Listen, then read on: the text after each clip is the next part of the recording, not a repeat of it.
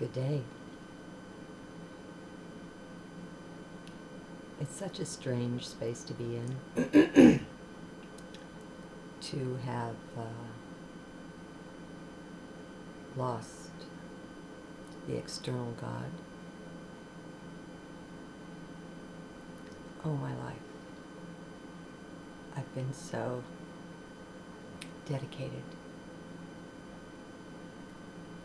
so devoted to that. And all my life seen it as something not completely external, but, there was an I and a thou, and that's external. That's duality. And now that's gone. And I do feel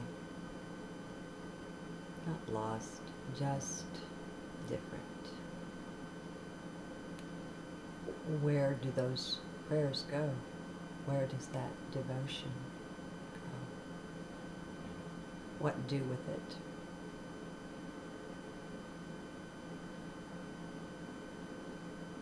So, sometimes I look at Source in a way as being separate within itself. It's funny, really. So that the devotion is made, it's different, but the devotion is made from Source here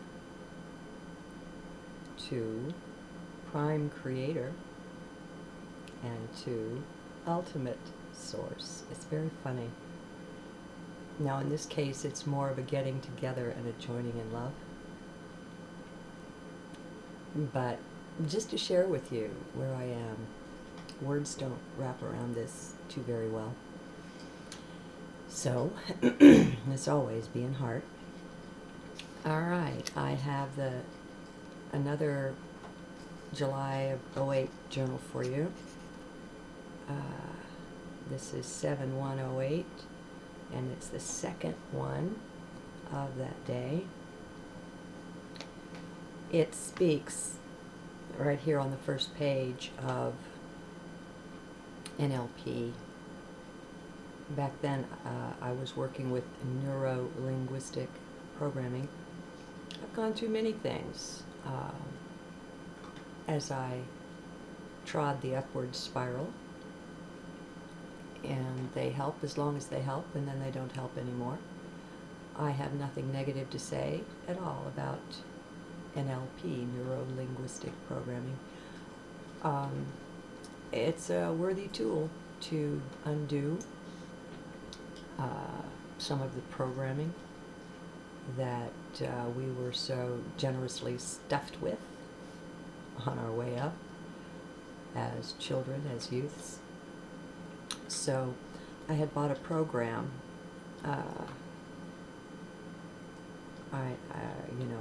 called Neuro Programmer, I guess. So that's what's being discussed here.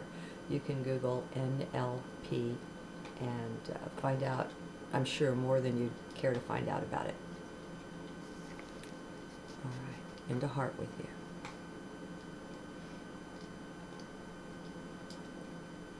Hello, beloved God's self, dear Father God, dear Jesus Christ, all love I am, we are. I am grateful. I used the Mind Music program and the NP2 Neuro Programmer today. With faithful use, I expect them to assist me in overcoming and transcending all negative programs I've picked up over the embodiments, time being relative and all. Eckhart Tolle video is playing now. Yes, I am committed to coming home to you in consciousness, my dear God. I'm tempted to say that I deeply regret having ever left you in consciousness. I don't say it, though, because I recognize it as a part of the programming that I'm leaving behind. No, I regret nothing, accepting all as truly beautiful and perfect, just as it is. The universe, in spite of any appearances otherwise, is entirely beneficial and benign. So, I embrace my going out, just as I embrace my going in. I recognize myself and the universe as being in a going back within cycle or mode. I am grateful. Further, I am committed to the now as the place, the center of it all. I do not put enlightenment off to tomorrow or see it as lost in some yesterday. It is now. I accept it as now. Only old programming and habits, old debris of wrong thinking and wrong action remain between me and full, blissful realization of the now, of the kingdom of heaven, hid within the now, and not so very well hidden either. Now and then I experience this for a time. Love is at the heart of it all. Jesus taught this so beautifully. Love is so thoroughly enfolded into the matrix of all that is. When in doubt, let love help you decide. Ah, words. Our earthly concepts wrapped around the word love are so pathetic as to not or hardly even qualify as a reflection of real love. The psalmist got it pretty right, though he only touched the garment of it. No, I don't even think that we, contained within these human forms, are even able to experience this love. It would blow the fuses of most of us, canceling out the embodiment even.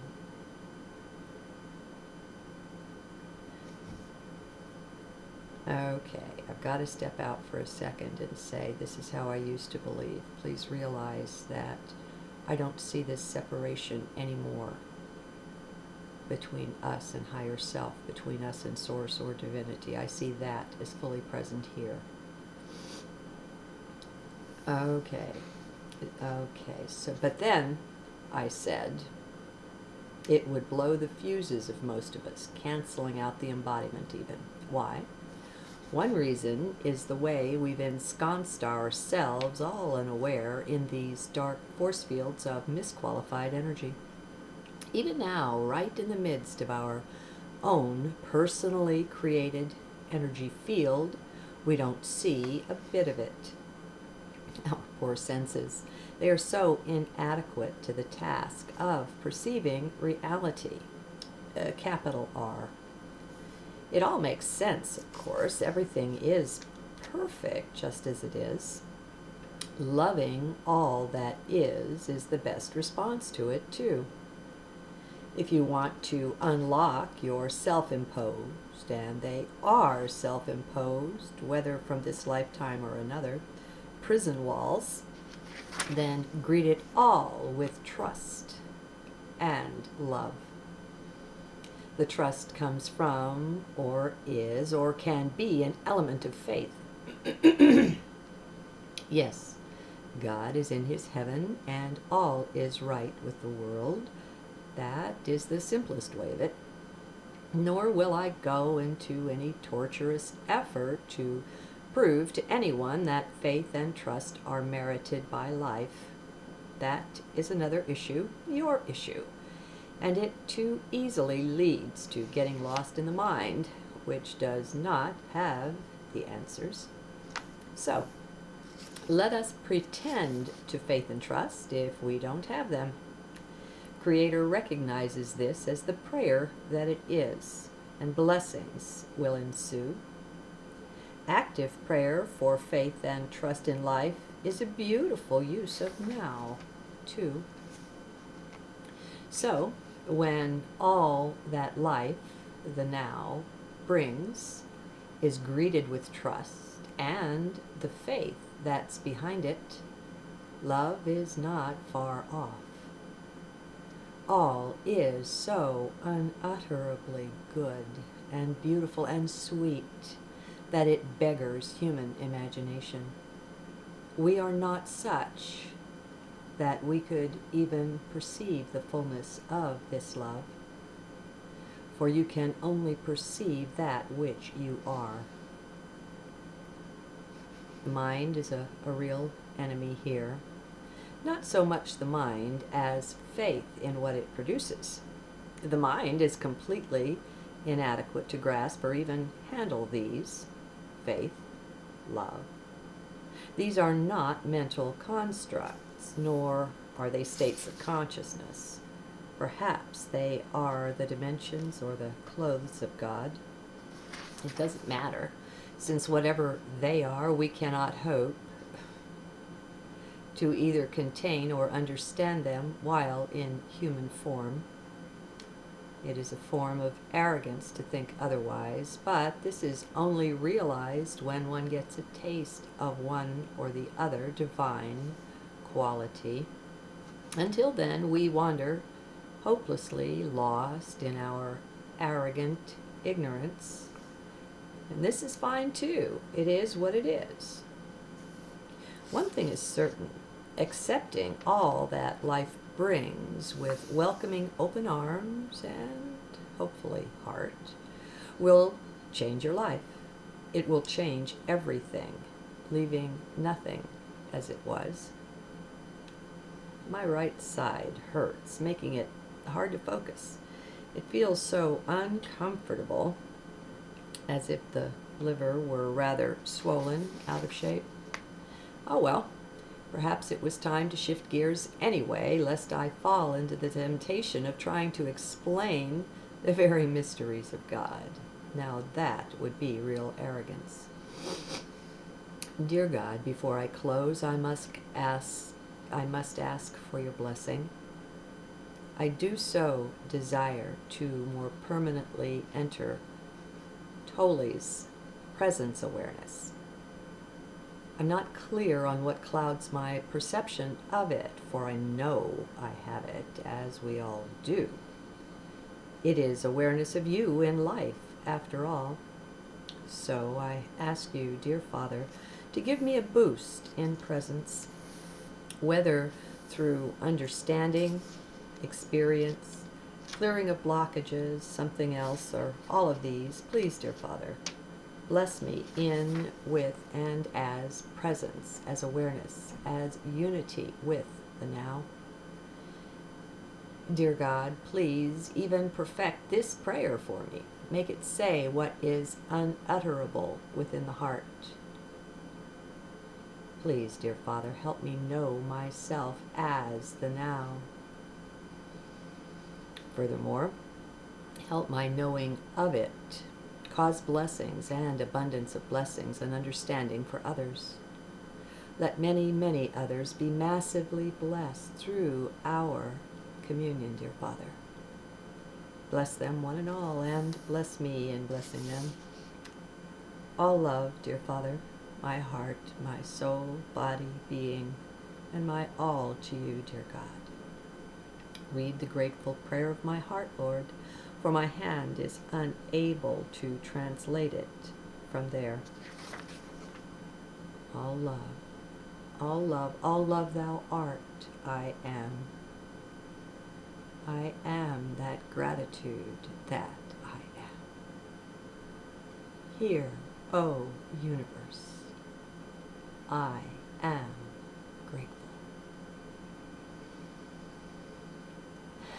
And that's the close of it. I'm hoping that it's easy enough for you to see the difference a few years makes. between these